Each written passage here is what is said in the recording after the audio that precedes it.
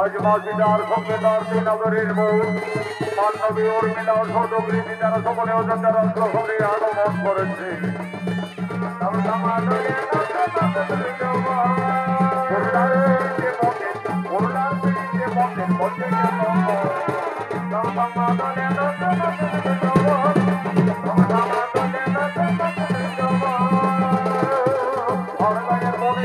ভালোবাসাই আছে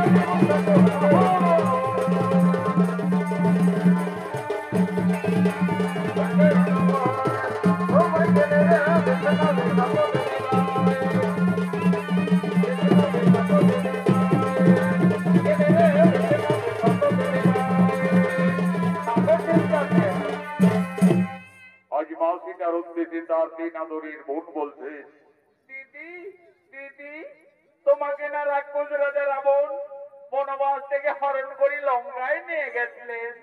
দিদি সকলেই বলে ওই রাক্ষস রাবণের নাকি 10টি ভঙ্গর মাথা ছিল, 20টি হাত ছিল। দিদি বলো না সেই রাক্ষস রাবণ দেখতে কতই ভঙ্গর ছিলেন। পরিবর্তন আমাকে এই দুরাচারী রাক্ষস রাবণ বনবাস থেকে হরণ করে লঙ্কায় নিয়ে যায় ঠিকই, কিন্তু আমি কোনোদিন ননমরি ওই রাক্ষস রাবণের দর্শন করেছিলাম না। তবে আমাকে যেদিন আকাশপথে হরণ করে নিয়ে যায় লঙ্কায়, আমি সেই দিন সমুদ্রের জলে ওই ভয়ঙ্কর দানবের রূপটি দেখেছিলাম। ওরে বন্ধুরা, সেই রাক্ষস রাবণ দেখতে কতই ভয়ঙ্কর ছিল। আজ আমি রাজপ্রাসাদের মধ্যে তার শরীরের রঙ্গ প্রত্যঙ্গ সমস্তই অঙ্কন করছি, তা তোমরা নয়নভরে দর্শন করো। মা সীতা রাক্ষস রাবণ দেখতে কতই ভয়ঙ্কর ছিলেন। আজই অযোধ্যা রাজপ্রাসাদের মধ্যে তার 10টি ভয়ঙ্কর রাক্ষসের মাথা, 20টি হাত, শরীরের রঙ্গ প্রত্যঙ্গ একের পরে অঙ্কন করতে লাগলেন। সেই সময় মা সীতা 5 মাসের গর্ভবতী ছিলেন। মা সীতার নয়নে নিদ্রার আকর্ষণ জেগে উঠল। সেই রাক্ষসের ছবি অঙ্কন করতে করতে মা জানকী তার উপরেই নিদ্রা যাপন করিলেন। দিদি মান্ডবী দিদি, ওই দেখো আমাদের সীতা দিদি রাক্ষস রাবণের ছবি অঙ্কন করতে করতে নিদ্রান্বিত হয়ে গেলেন। আমাদের সীতা দিদি 5 মাসের গর্ভবতী, তার বিশ্রামের খুবই প্রয়োজন। চলো দিদি, ততক্ষণে আমরা রাজপ্রাসাদের অন্তরালেই যাই। চলো।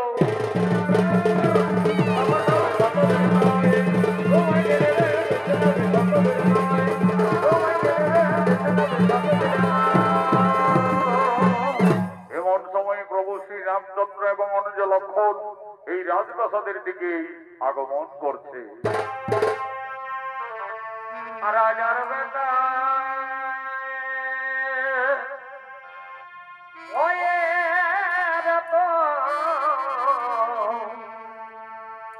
রাজার বেটা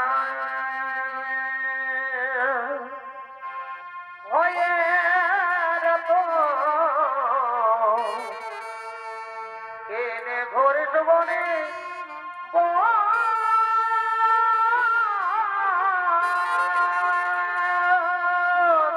ভাই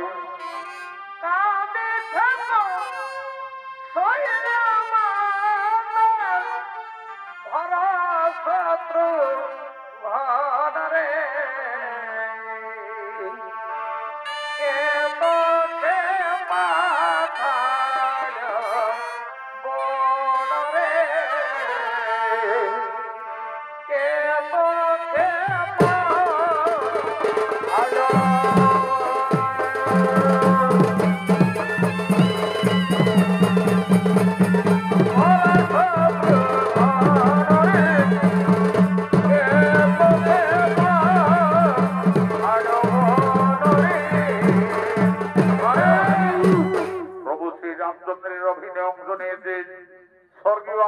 মাহাতোর প্রধান শিষ্য ওস্তাদ যুধিষ্ঠির মাহাতো লক্ষণের ভূমিকায় মানিক কৈবর্ত।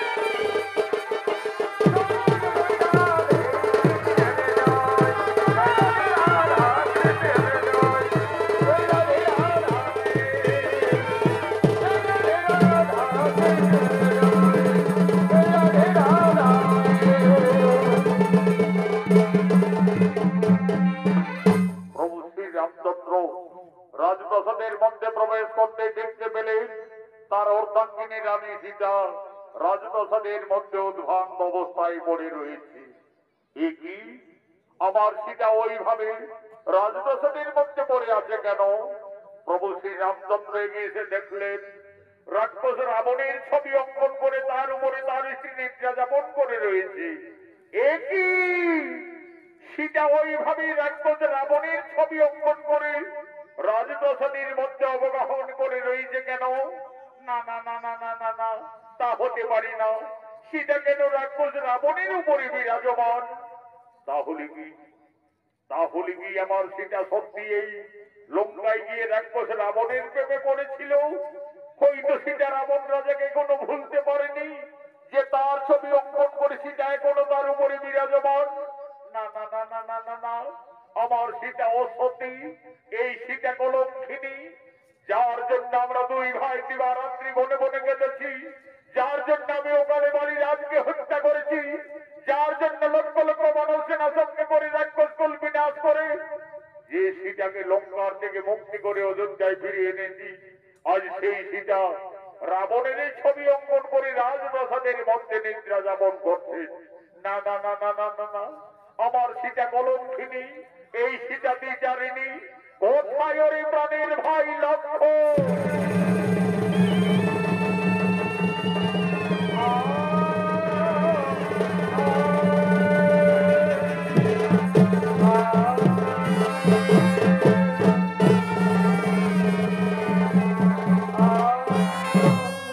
আদেশ করুন দাদা।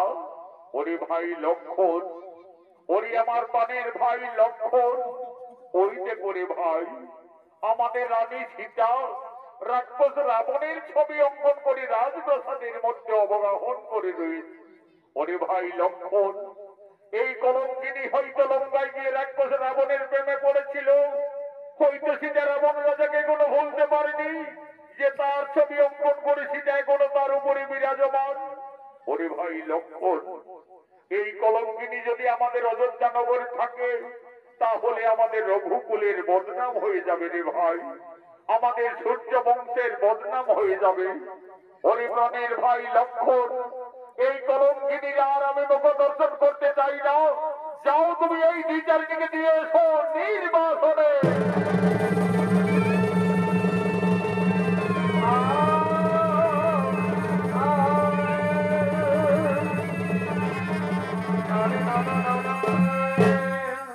দেবী তুমি একই করলে দেবী, তুমি আজ আমাদের অযোধ্যার পবিত্র মাটিকে কুলসিত করে দিলে।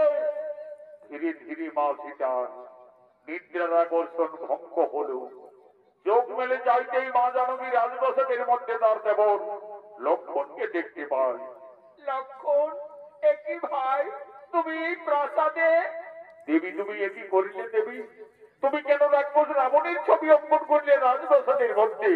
তুমি তার উপরে শয়ন করে নিদ্রা যাপন করতেছিলে। তুমি কি সত্যি এই লঙ্কায় গিয়ে রাক্ষস রাবণকে ভালোবেসেছিলে? তুমি কি রাবণ রাজাকে কোনো ভুলতে পারোনি?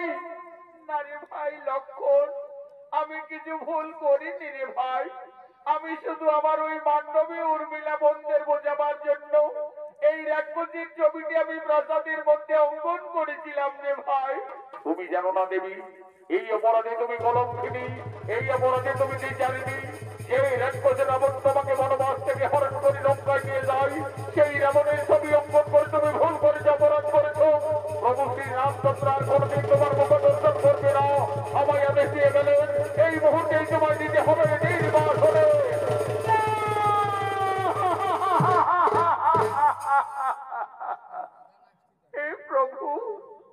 হে প্রভু রঘুনাথ, আজ তুমি আমাকে বিনা অপরাধে কলঙ্কিনী সাজালে।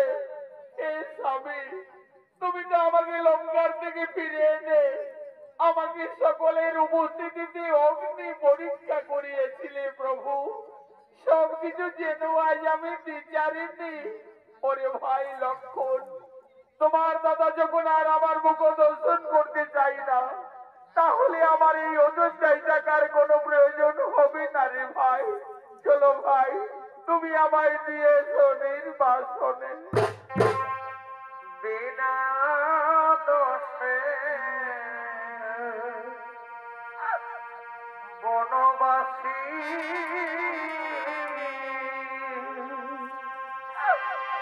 প্রভু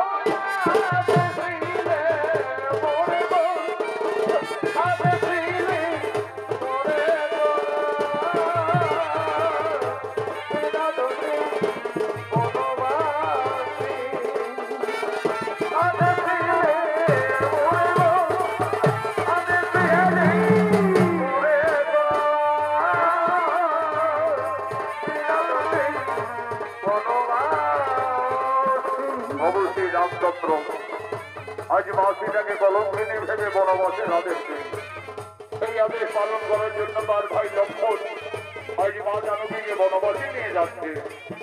আগে আগে চলেছে লক্ষণ, আজ মনের দুঃখে মা সীতাকে দেখে দেখে বনবাসে যাচ্ছে।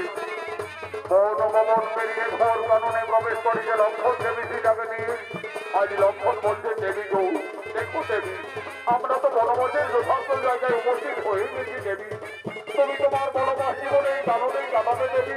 তুমি আমাকে অযোধ্যায় ফিরে যাওয়ার অনুমতি দাও দেবী। আমাকে অযোধ্যায় ফিরে যেতে হবে, কিন্তু আমি কিভাবে একটি পঞ্চমাসের গর্ভবতী নারীকে এটা মনের মধ্যে ছেড়ে যাব? তুমি আমায় ক্ষমা করে দাও দেবী, আমায় তুমি ক্ষমা করে দাও। যে জানবীর জন্য আমি 12 বছর অনাহারে অনিদ্রায় ছিলাম, যে জানবীর জন্য আমি শক্তিশীল মান ভোগকে ধারণ করেছি, সেই জানবীকে আমায় বনবাসে দিয়ে যেতে হবে। আমায় তুমি ক্ষমা করে দাও দেবী, আমায় ক্ষমা করে দাও।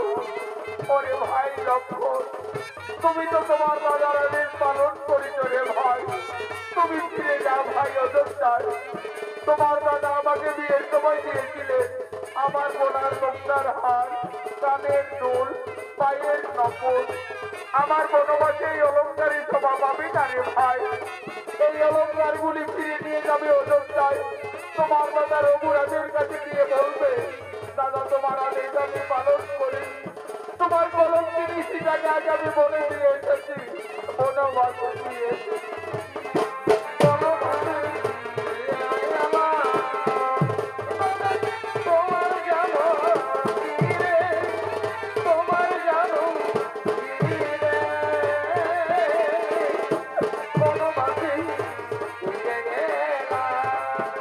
প্রভু শ্রী রামচন্দ্র মা সীতাকে বিয়ের সময় যে অলঙ্কার দিয়েছিলেন, আজ মনের দুঃখে মা জানকী বনবাসে যেতে গেলে গলার মুক্তার হাত, কানের দুল, পায়ের নকল, একের পরে সমস্ত অলঙ্কার লক্ষণের হাতে তুলে দিলে।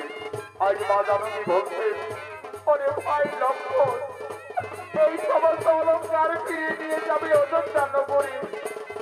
তোমার দাদা রঘুরাজের কাছে গিয়ে বলবে,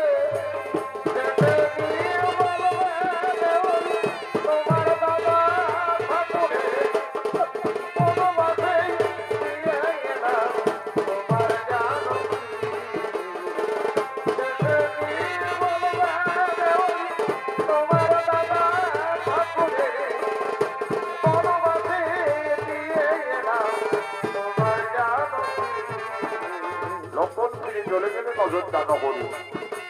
আজ মা সীতা সংসার হারা, জনম দুঃখিনী বনবাসিনী। আজ মা জানকী মনে মনে কাঁদছে, তার মনের ধারা অবিরত হয়েছে। আজ মা সীতা কাঁদছে, আর কেঁদে কেঁদে মনের দুঃখে বলছে, হে বিধাতা, আমি এখন কোথায় যাব? এই বনবাসে আমি কি খাবো? আমি কিভাবে আমার এই গর্ভের সন্তানে বাঁচাবো? না না না না না না, আমি আর কোথাও যাব না। আমার বেঁচে থাকার চেয়ে আমার মরে যাওয়াই ভালো হবে, আমার মরে যাওয়াই ভালো হবে। হে প্রভু রঘুনাথ, তুমি শুধু যুগে যুগে আমাকে কাঁদিয়েই চলেছ প্রভু। আমার এই নারী জনম দুঃখের জীবন যুগে যুগে আমায় কেঁদেই যেতে হলো প্রভু, শুধু কেঁদেই যেতে হলো। চারি যুগে আমি বড় মন্দ ভাগিনী, চারি যুগে আমি বড় মন্দ ভাগিনী। কেনে কেনে দিন কেটেছি এমনি ভাগিনী, কেনে কেনে দিন কেটেছি এমনি ভাগিনী। চারি যুগে আমি বড় মন্দ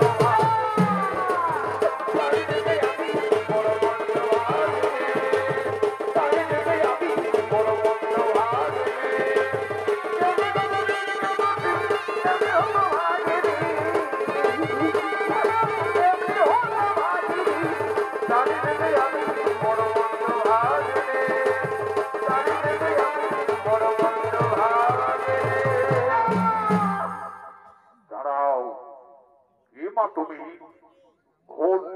কাননে কাঁদতে কাঁদতে মনের দুঃখে প্রাণ বিসর্জন দিতে চলেছ? তুমি জানো না নারী, মানব জীবনে আত্মহত্যা মহাপাপ। বাবা, আমার বেঁচে থেকে কিছু লাভ হবে না যোগী বাবা। আমার স্বামী আমাকে বিনা অপরাধে কলঙ্কিনী ভেবে আমাকে বনবাসে পাঠিয়েছে বাবা। আমি সংসার হারা জনক নন্দিনী সীতা। মা সীতা, তুমি বনবাসে এসেছো মা? আমি যোগী বাল্মীকি, আমি জানতাম না জানো কি, একদিন না একদিন তোমাকে বনবাসে আসতেই হবে। মা সীতা, তুমি কেঁদো না মা, তুমি কেঁদো না। বিধির বিধান কেউ লঙ্ঘন করতে পারে না মা, বিধির বিধান কেউ লঙ্ঘন করতে পারে না। মা সীতা, তোমার বনবাস জীবন কাটাবার জন্য আমি এই তপবনে পূর্বে একটি সুন্দর পাতার কুটির নির্মাণ করে রেখেছি। চলো মা জানকী, তুমি না কেঁদে না ভেবে তোমার বনবাস জীবন ওই পাতার কুটিরেই কাটাবে। চলো। আমার গলার খুলে দিল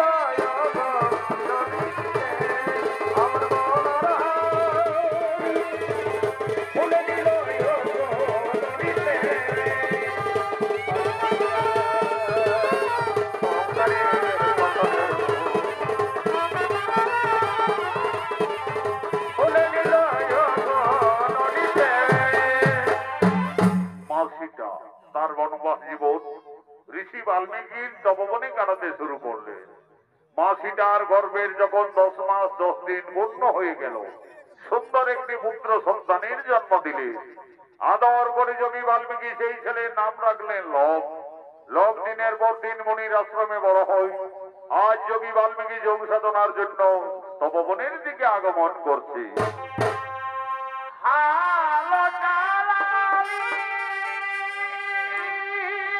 আরে ভাই,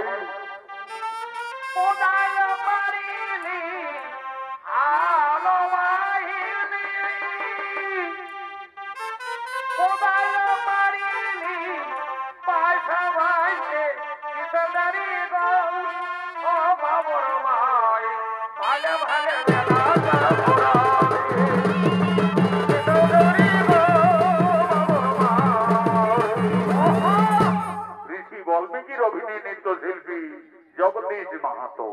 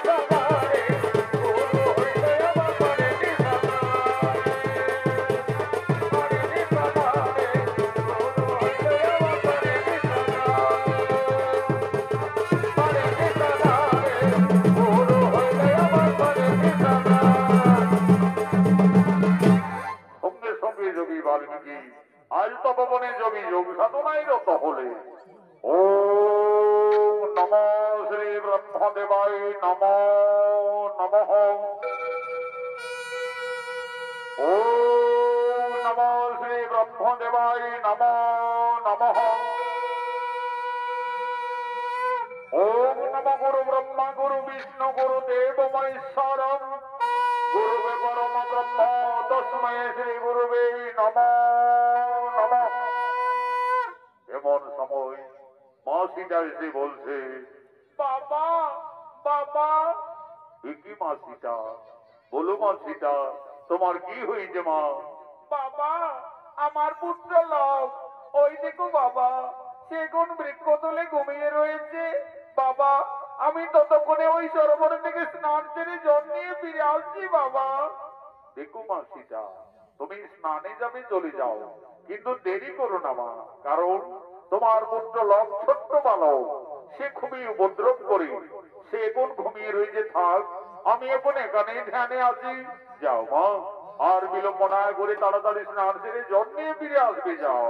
সীতা গেল জলানিতে, লব গেল তার পিছে, লব গেল দেখেও, কুসুম জন্মাদিতে রে, কুসুম জন্মাদিতে। আজ মা সীতা সরোবরে স্নানে চলে গেলেন। যোগী বাল্মীকি বসলেন পুনরায় ধ্যানে। এমন সময় লবের ঘুম থেকে যায়।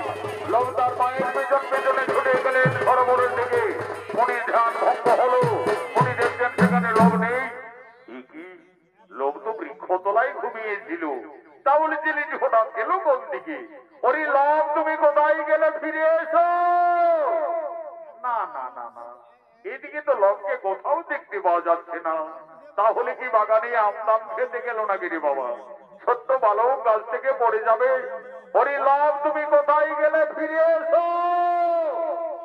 না না না না, এই তপবনে লবের কোথাও কোনো পাত্তা পাওয়া গেল না।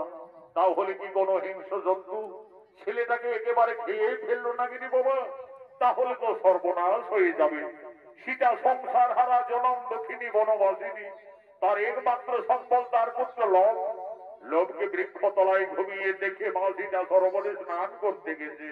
ফিরে এসে তার পুত্রকে না দেখতে পেয়ে নিশ্চয়ই মা জানকী কেঁদে কেঁদে পুত্র শোকে প্রাণ ত্যাগ করবে। না না না না না, আমি ঋষি বাল্মীকি, আমি মা সীতার আর দুঃখ দেখতে পারবো না।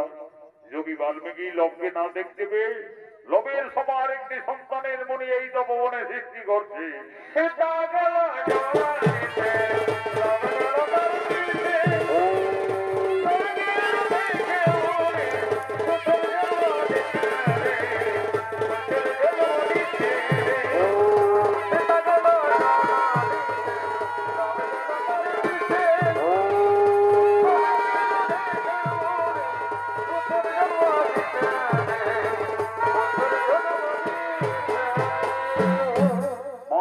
সরোবর থেকে স্নান করে ফিরে এসে দেখছে রবির মতো আরেকটি ছেলে সেই বৃক্ষ তলায় ঘুমিয়ে রয়েছে। বাবা বাবা, ওই ছেলেটি আবার কোন ছেলে বাবা? কেন মা সীতা, তোমার পুত্র লব। তুমি এই তো বলে গেলে বাবা আমার সন্তান ঘুমিয়ে আছে, তাকে তুমি দেখো। আমি তো দেখছি মা, তোমার পুত্র তো বৃক্ষ তলায় ঘুমিয়ে রয়েছে। না বাবা, তোমার কোথাও ভুল হচ্ছে। এই দেখো বাবা, আমার ছেলে তো আমার পিছনে পিছনে সরোবরে ছুটে গেলেন। মা সীতা, আমার ভুল হয়ে গেছে মা, আমি ভুল করে ফেলেছি মা। আমি ভেবেছিলাম লবকে এই তপবনে কোনো হিংস্র জন্তু খেয়ে দিয়েছে। আমি তোমার দুঃখ না সইতে পেরে মা জানকী, আমি যে লবের মতো আরেকটি সন্তানের সৃষ্টি করিলাম মা। লব যেমনি তোমার পুত্র, আমি সৃষ্টি করেছি, তার নাম রেখেছি কুশ। কুশ হবে তোমার ঠিক তেমনি পুত্র। কুশ কুশ কুশ, তুমি উঠে এসো কুশ। ওই দেখো কুশ, তোমার মাথা দাঁড়িয়ে আছে। যাও কুশ, তুমি তোমার মায়ের কোলে চলে যাও। মা সীতার একটি সন্তান ছিল। যোগী বাল্মীকির আশীর্বাদে মা জানকীর তপবনে দুইটি পুত্র হলো। তার দুই সন্তানকে নিয়ে মা সীতা তার বনবাস জীবন আনন্দেই কাটাতে চলেছে।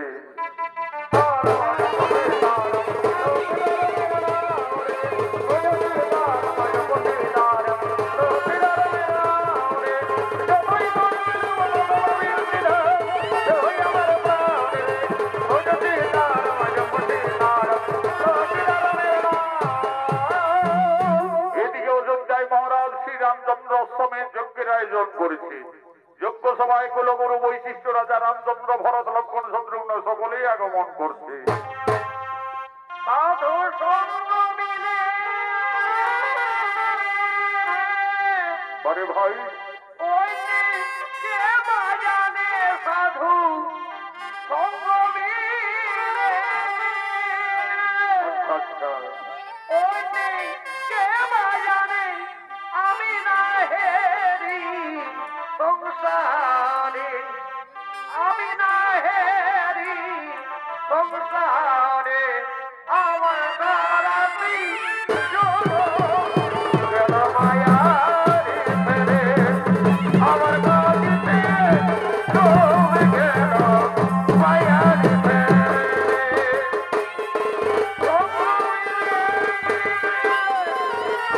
সাধু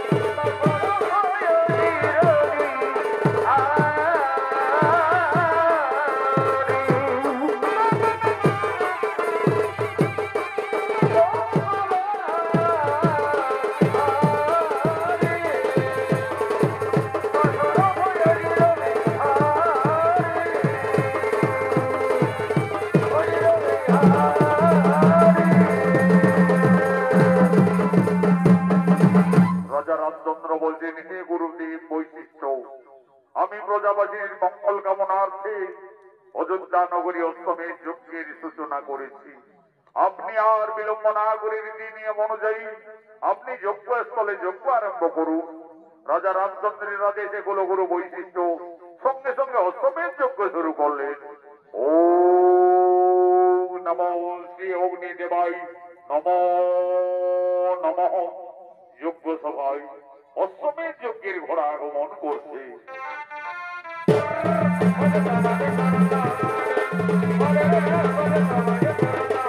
ওম নমো শ্রী অগ্নিদেবায় নমঃ। ওম নমো শ্রী ব্রহ্মদেবায় নমঃ। ওম নমো স্বাহা। ওম নমো স্বাহা। ওম নমো স্বাহা। ওম নমো স্বাহা। ওম নমো স্বাহা। এই রাজা শ্রী রামচন্দ্র, আমাদের অষ্টমের যজ্ঞ প্রায় সমাপনের মুখে। আপনি আর বিলম্ব না করে রীতি নিয়ম অনুযায়ী এই অষ্টমের যজ্ঞের ঘোড়ার কপালে সন্ন্যাস করে লিপিবদ্ধ করুন। এই ঘোড়া অযোধ্যার মহারাজ শ্রী রামচন্দ্রের অষ্টমের যজ্ঞের ঘোড়া। এই ঘোড়া যতদূর পরিভ্রমণ করবে ততদূর অযোধ্যার সীমানা বলে পরিচিত থাকবে। আর যদি কেউ বাহুবলে বন্দী করে তাহলে রাজা শ্রী রামচন্দ্রের সঙ্গে যুদ্ধ করতে হবে। কুলগুরু বৈশিষ্ট্যের আদেশে রাজা শ্রী রামচন্দ্র অষ্টমের যজ্ঞের ঘোড়ার কপালে সন্ন্যাস করে লিপিবদ্ধ করিলেন। ঘোড়া যজ্ঞস্থল থেকে যাচ্ছেন, ঘোড়ার পিছনে পিছনে অযোধ্যার সমস্ত সেনারা যেতে লাগলেন।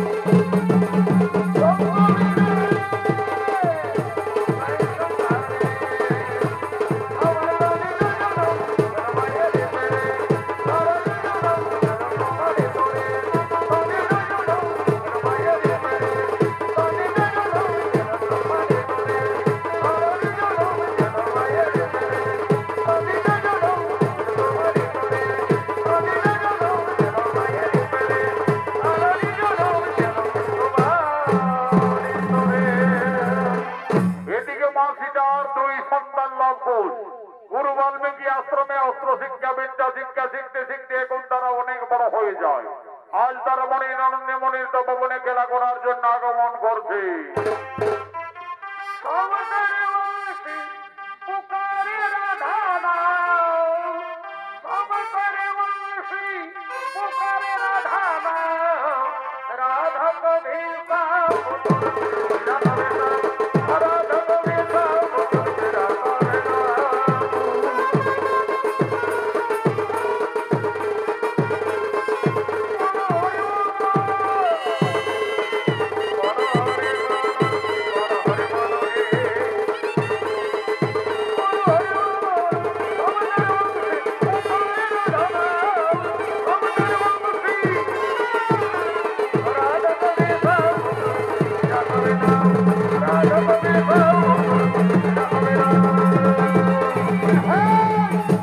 এরাই হলো মা সীতার দুই আদরের সন্তান লব ও কুশ।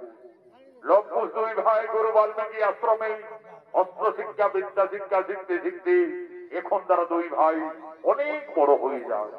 আজ তারা মনির আনন্দে মনির তপবনে খেলা করার জন্য দুই ভাই আগমন করেছে। এই লব কুশের ভূমিকায় আপনাদের মহান মঞ্চে নৃত্য পরিবেশন করবেন বিহার, বেঙ্গল, ঝাড়খণ্ড আন্দোলন সৃষ্টিকারী পুরুলিয়া জেলার জঙ্গলমহল মেডেল প্রাপ্ত দুই তরুণের রোমান্টিক জুটি আকাশ চন্দ্র মাহাতো, মঙ্গল চন্দ্র মাহাতো।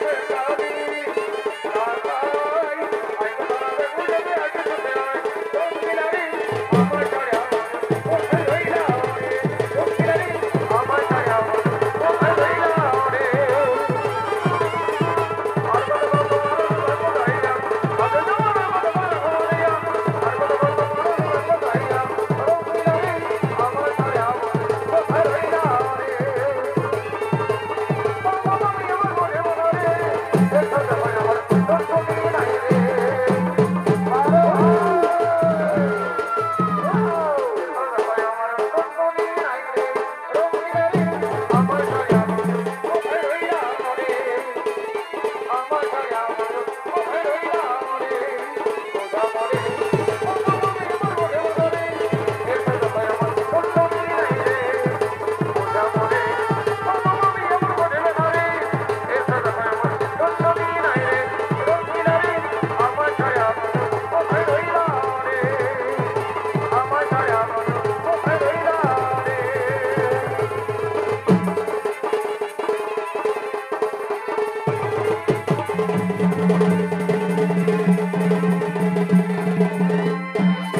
দুই তরুণ লঙ্কুশকে অস্ত্র শিক্ষা পরীক্ষার্থে যোগী বাল্মীকি মনে মনে ছলনা করলো।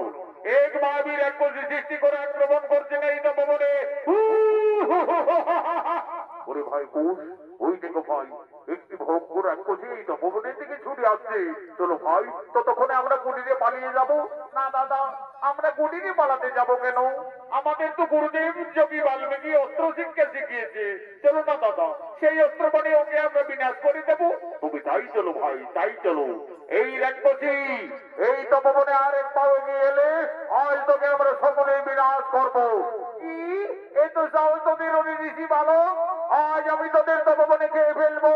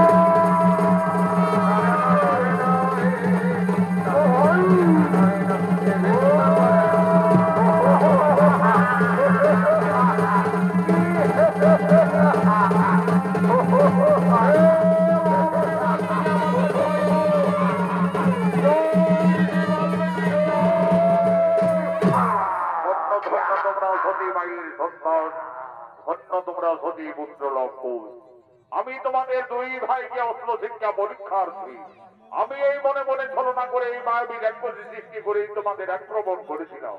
আমার শিক্ষা অস্ত্র মানে তোমরা এই তরুণ বয়সে যথার্থ এই মায়াবিনীকে বিনাশ করিলে, একে তোমরা সংহার করি। হরিলঙ্কুশ, তোমরা দুই ভাইয়ের অনুশিক্ষায় উত্তীর্ণ। কালকে আমি তোমাদের নীতি যোগে দুই ভাইকে মহামন্ত্র দান করব। কিন্তু দেখো লঙ্কুশ, গুরু বাল্মীকির আশ্রমে শিক্ষার পরে যৎকিঞ্চিৎ গুরুদেবের চরণ তলে গুরু দক্ষিণা দিয়ে আশীর্বাদ চেয়ে নিতে হয়। মনে রাখবে, কালকে তোমাদের দুই তরুণের গুরু দক্ষিণার দিন। তাই তুমি জীবন, কালকে আমরা আশ্রমে আসার সঙ্গে সঙ্গে আমাদের মাতা জননীর কাছ থেকে আমরা যথার্থই গুরু দক্ষিণা নিয়ে আসবো। দেখো লঙ্কুশ, মনে থাকে যেন কালকে তোমাদের গুরু দক্ষিণার দিন।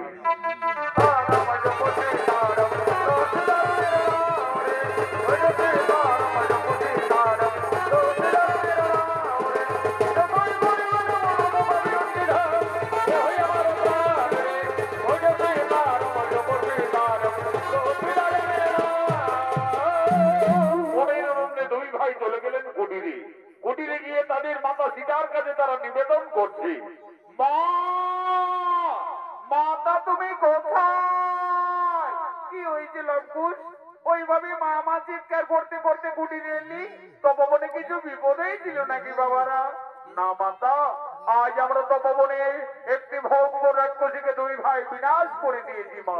আমাদের ঋষিবর বাল্মীকি বলেছেন আমরা অস্ত্র শিক্ষায় সফল হয়ে গেছি মা। আমাদের বিদ্যা শিক্ষাও সম্পন্ন। কালকে আমাদের আশ্রমে গুরু দক্ষিণা দিতে হবে। দাও মা, আমাদের গুরু দক্ষিণা দাও। অরে লঙ্কুশ, অরে পুত্রগণ, তোমরা তো দুই ভাই বড় হয়েছ, যে বনবাসী বাবারা, আমাদের কুটিরে কিছু নেই লঙ্কুশ, আমি কি দিয়ে তোমাদের গুরু দক্ষিণার থেকে মুক্তি করব? মা, তুমি কেঁদো না মা, তোমার দিবারাত্রি কান্না আমরা যে কিছুতেই সইতে পারি না মা। জানো মা, আমাদের ঋষিবর বাল্মীকি বলেন, চুরি করা অপরাধ হয়, কিন্তু যে না অপরাধ নয়। ওই তো মা, অদূরই নগর দেখা যাচ্ছে, চলো না মা, আমাদের গুরু দক্ষিণার জন্য সকলের কাছে কিছু কিছু সাহায্য চেয়ে নেবে। মা সীতা একদিন ছিলেন অযোধ্যায় মহারানী, আজ সে ভাগ্য ফেরে সংসার হারা জনম দুঃখিনী বনচারিণী। তার দুই সন্তানের গুরু দক্ষিণা দেওয়ার মতো মা সীতার কুটিরে কিছুই নেই। আজ মনের দুঃখে মা সীতা এই নগরের দ্বারে দ্বারে সকলের কাছে করজোড়ে নিবেদন করছে, এ ভক্তগণ, আজ আমি খুবই সংকটে পড়েছি। আমার দুই সন্তানের গুরু দক্ষিণা দেওয়ার মতো আমার কাছে কিছুই নেই। আজ আমি সকলের কাছে করজোড়ে নিবেদন করছি, আপনারা সকলেই কিছু কিছু সাহায্য করে আমার দুই অবধ সন্তানের গুরু দক্ষিণার থেকে আপনারা মুক্তি করে দিন, মুক্তি করে দিন। রাম সিয়া রাম সিয়া রাম জয় জয় রাম রাম সিয়া রাম জয় জয় রাম। আজ মনের দুঃখে মা সীতা তার দুই সন্তান লঙ্কুশের গুরু দক্ষিণার জন্য নগরে নগরে ভিক্ষা করতে লাগলেন, সকলের কাছে মা সীতা সাহায্য চাইতে লাগলেন। রাম সিয়া রাম জয় জয় রাম রাম সিয়া রাম জয় জয় রাম। একটি পয়সা দাও গো বাবা, একটি পয়সা দাও, ও গো একটি পয়সা দাও গো বাবা, একটি পয়সা দাও, একটি পয়সা দাও গো বাবা, একটি পয়সা দাও, ও গো একটি দাও গো বাবা, একটি পয়সা দাও। বাবার মন্দির জনম তুমি পিতা বদের নাম, আমায় একটি পয়সা দাও গো বাবা, একটি দাও। আজ গুরু দক্ষিণার যত্নের সময় বলে দিল দানা গো, আমায় একটি পয়সা দাও গো বাবা, একটি পয়সা দাও।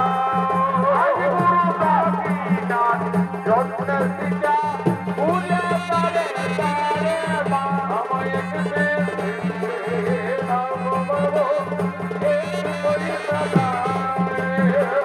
কি বলতে ভগবান তোরা বেদনে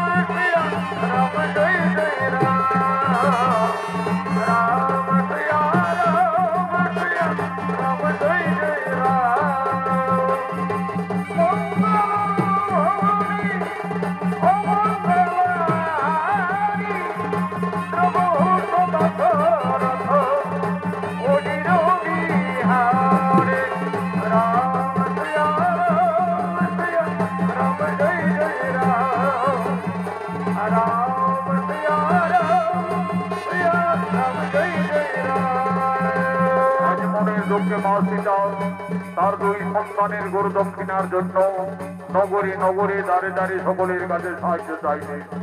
মা জানকী সকলের মনে দয়া হলো। আজ লঙ্কুশের গরু দক্ষিণার জন্য যে যেমন পারলে সকলে কিছু কিছু আর্থিক সাহায্য করলেন। মা সীতার বনবাস জীবনে যথেষ্ট অর্থ মুদ্রা হলো। আজ মা জানকী বলছে, অরে লঙ্কুশ, এই তো বাবারা আমাদের সকলেই দয়া করেছে। এই মন্ত্র আশ্রমে গুরুদেবের চরণ তলে দিয়ে প্রণাম জানিয়ে তোমরা আশীর্বাদ দিয়ে নেবে মন্ত্রগণ। মা সীতা নগরে নগরে ভিক্ষা করে আজ যেটুকু অর্থ পেয়েছিলে আজ সমান ভাবে তার দুই সন্তান লঙ্কুশের হাতে মা সীতা তুলে দিলে। আজ মা জানকী বলছে, অরে লঙ্কুশ, আর বিলম্ব করো না বাবারা। মা তুমি কেন না মা, তুমি কুটিরে যাও মা। আমরা গুরু দক্ষিণা দিয়ে অচিরেই ফিরে আসবো মা, অচিরেই ফিরে আসবো। আমি যাই বাবা, যাই, আমি যাই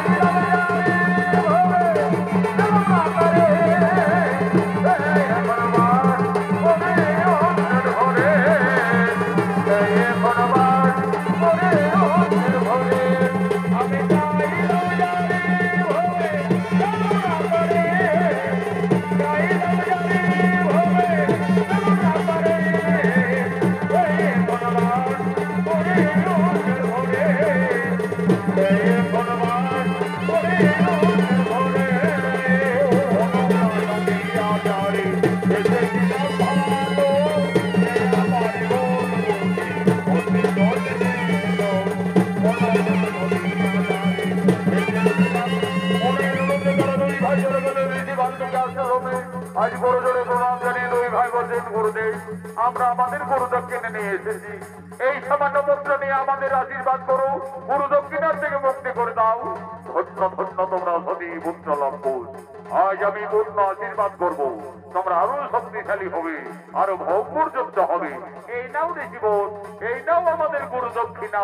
ওরে লঙ্কুশ, আমাকে যে বিশেষ কাজে কপিলমুনির আশ্রমে যেতে হবে, তাই আমি তপবনে ফিরে আসা না পর্যন্ত তোমাদের হাতে এই দায়িত্ব ভার দিয়ে যাচ্ছি।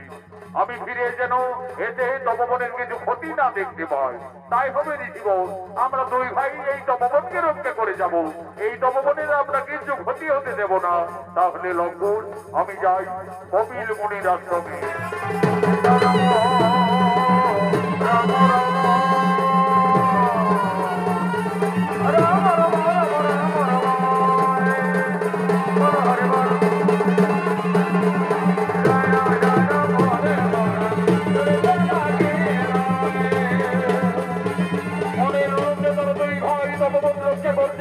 এদিকে রাজা শ্রীরামচন্দ্রের রক্তমের যজ্ঞের ঘোড়া জয়ী রাম করতে করতে এই তপবনের দিকে আগমন করছে।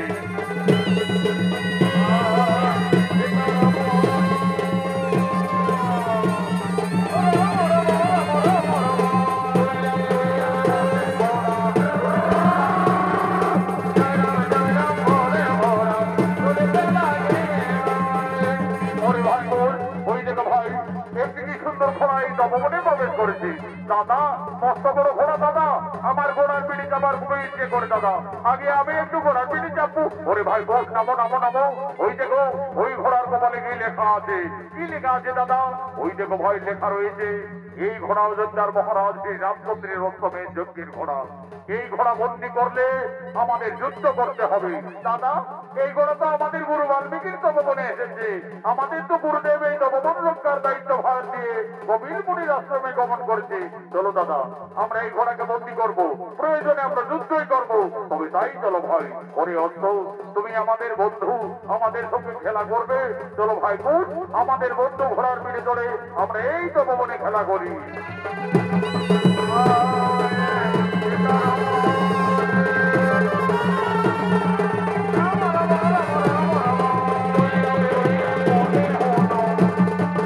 এদিকে পবন পুত্র বীর হনুমান এসে বলছেন, এই মূর্খ বালকগণ তোমাদের এত সাহস হলো কিভাবে? আমার প্রভু শ্রী রামচন্দ্রের রক্তকে এই তপবনে বন্দি করিলে তোমাদের আত্মপরিচয় কি কি আমাদের পরিচয়? আমরা তো সতী মায়ের সন্তান, গুরু বাল্মীকি শিষ্য, দুই ভাই লাভ গুণ। সতী মায়ের সন্তান অন্তর্যামী পবন পুত্র বীর হনুমান বুঝতে পারলে এরাই হলো মাতা সীতার সন্তান। আমি কিভাবে এদের সাথে যুদ্ধ করব? না না না না, তার চাইতে যদি আমি পরাজয় স্বীকার করি তাহলে প্রভু শ্রী রামচন্দ্রের সঙ্গে মা জানকীর এই তো ভবনে অবশ্যই মিলন ঘটবে। বুদ্ধিমতী হনুমান ছলনা করলেন, এই বালক এই ঘোড়াকে না ছাড়লে এই গোদার আগাদের শেষ করে দেব। কি হনুমান, তুমি আমাদের ভয় দেখাবে? চলে এসো, দেখি কার বাহুতে কত শক্তি আছে।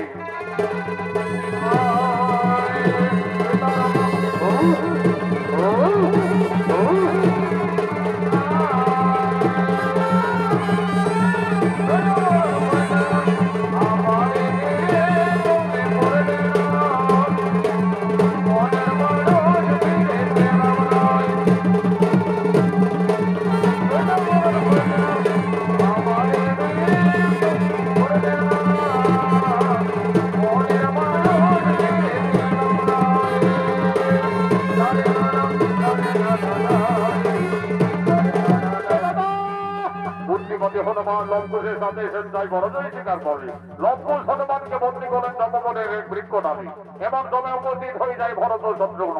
এই বালক, আমাদের অষ্টমের যজ্ঞের ঘোড়াকে তোমরা এই জঙ্গলে বন্দী করেছো কেন? মুক্তি করে দাও, না হলে আমাদের সঙ্গে রণ করতে হবে। হ্যাঁ হ্যাঁ, আমরা রণের জন্য প্রস্তুত রয়েছি, চলে এসো, দেখি কি হারে আর কেজি দিয়ে।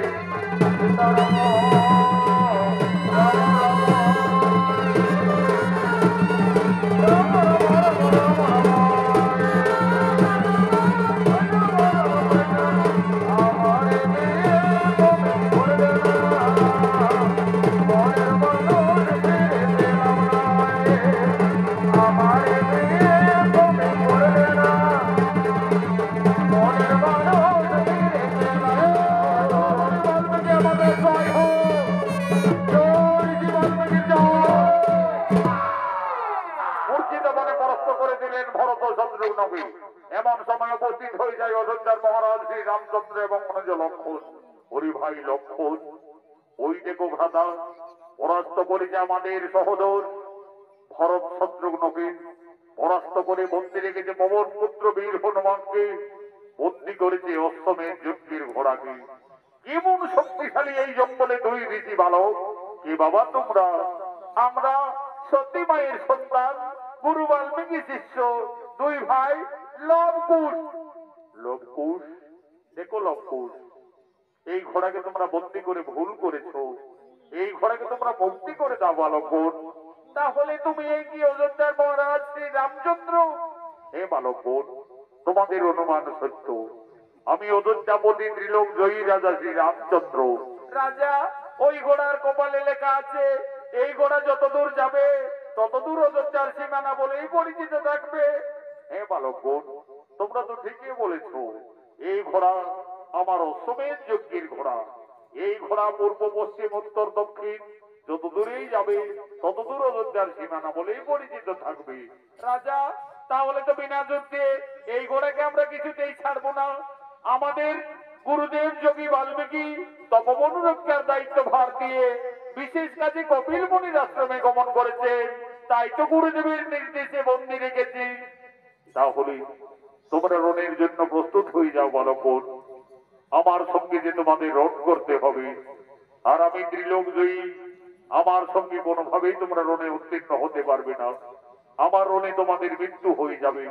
তোমাদের মৃত্যুর সংবাদ পেয়ে তোমাদের পিতা মাতা কতই না দুঃখ পাবে। দেখো বালকগণ, তোমরা কোন ঋষি পুত্র? কে তোমাদের পিতা, কে বা তোমাদের মাতা? আমরা তো আমাদের পিতার নাম জানি না, এইটুকু জানি আমরা সতী মায়ের সন্তান, গুরু বাল্মীকি শিষ্য, দুই ভাই লবকুশ। লবকুশ, তোমরা তোমাদের পিতার নাম জানো না? আমি কিভাবে এই অবোধ বালকদের সঙ্গে রণ করতে পারি? দেখো লবকুশ, তোমরা অবোধ বালক আমার পুত্র সম, যদি একবার আমায় পিতা সম্বোধন করো আমি পুত্র ভেবে ক্ষমা করে দেব। এই রাজা, তোমাকে আমরা বাবা বলবো কেন? তুমি আমাদের বাবা বলো। শান্ত হও বালকগণ, আমি যদি তোমাদের বাবা সম্বোধন করি তাহলে বিনা যুদ্ধে অশ্বকে মুক্তি দেবে তো? তা না হয় পরে দেখা যাবে। আগে বলে দেখো না। আচ্ছা বালকগণ, আমি না হই তোমাদের বাবাই বললাম। এই রাজা, তুমি কাকে বাবা বললে? আমাকে বাবা বললে না আমার দাদা লবকে বাবা বললে? কেন বালকগণ, আমি তোমাদের দুইজনকেই বাবা বললাম। তাহলে বলো দেখি রাজা, তোমার মায়ের কোটা স্বামী? এই মূর্খ তরুণী ঋষি বালক, তোমরা সাবধান হও। তোমরা অযোধ্যার মহারাজ শ্রী রামচন্দ্রের রণে উপস্থিত রয়েছ। হ্যাঁ হ্যাঁ, আমরা সতী মায়ের সন্তান, রণকে ভয় পাই না রাজা। চলে এসো সম্মুখ সমরে, বিনা যুদ্ধে না চারিব উৎসবের যজ্ঞের ঘোড়া।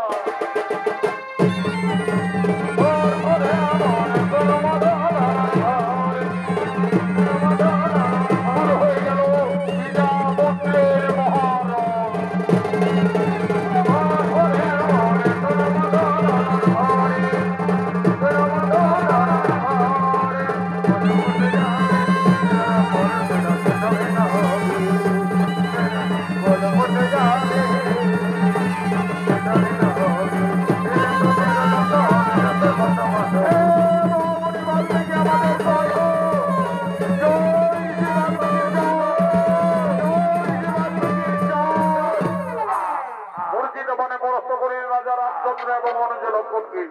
এদিকে কপিল মুনির আশ্রম থেকে ঋষি বাল্মীকি ফিরে এসে দেখছে লক্ষ্য সর্বনাশ করে দিয়েছে।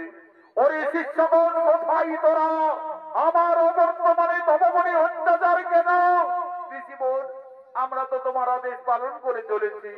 এই তপবন রক্ষা করতে গিয়ে এই সমস্ত যোদ্ধাদের রণে পরাস্ত করে রেখেছি। ঋষি দাদু, একটি জান্ত হনুমানকে পরাস্ত করে এই জঙ্গলের লতায় পাতায় বন্দি করে রেখেছি। ওরে, তোরা আবার হনুমান নাকি? কোথায় হনুমান বন্দি রেখেছ? ওইটা করেছি দাদু, ওই তপবনের বৃক্ষ ডালে।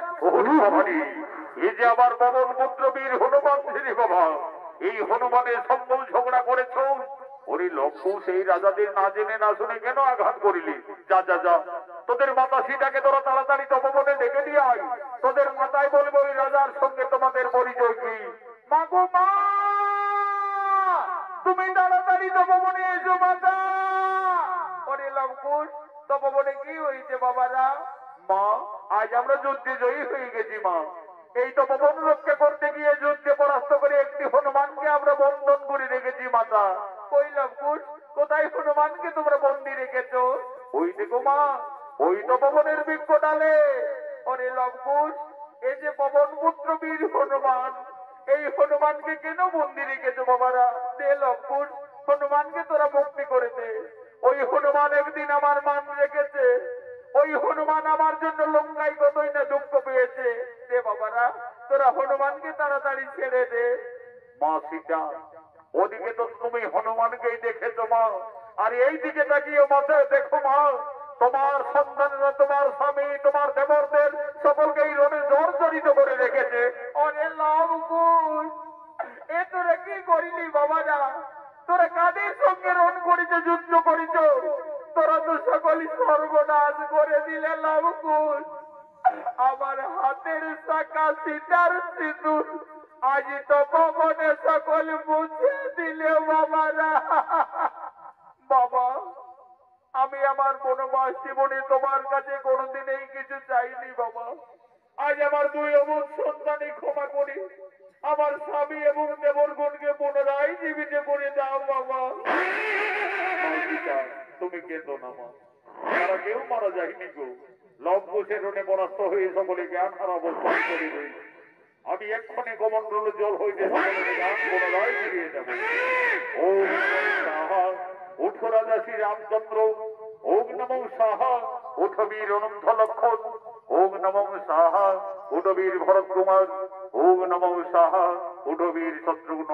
হে রাজা শ্রী রামচন্দ্র, তুমি আমার অবর্তমানে আমার এই তপবনে এসে আমার এই দুই তরুণ শিষ্যর সঙ্গে এইভাবে রণ করতে পারো না, এইভাবে যুদ্ধ মানাই না।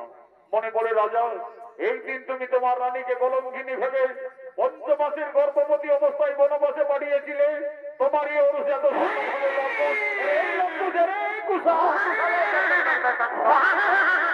দেখো যাদের সঙ্গে তোমরা মারামারি করছো তারা আগে তোমরা জানো না, চেনো না, তারা তোমাদের এই বংশের লোক, সম্পর্কে সকলেই তোমাদের কাকা।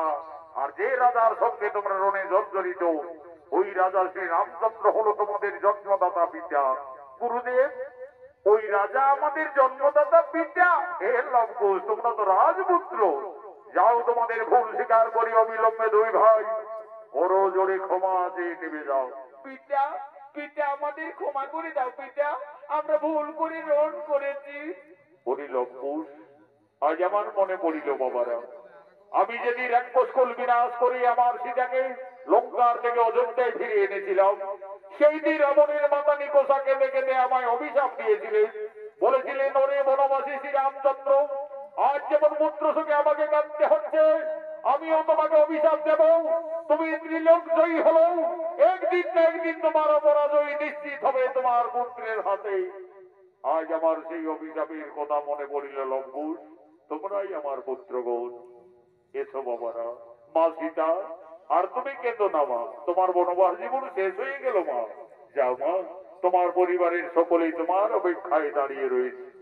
রাজা শ্রী রামচন্দ্র একদিন মা সীতাকে ভুল ভেবে ক্রোধবশত 12 মাসের গর্ভ অবস্থায় বনবাসে দিয়েছিলেন। ঋষি বাল্মীকির কৃপায় ফিরে পেলেন তার স্ত্রী সন্তানদের। আনন্দ হলো। জয় জয়কারী রাম ভক্ত পবন পুত্র বীর হনুমান বলছেন, বলো বলো সীতাপতি রাজা শ্রী রামচন্দ্র কি।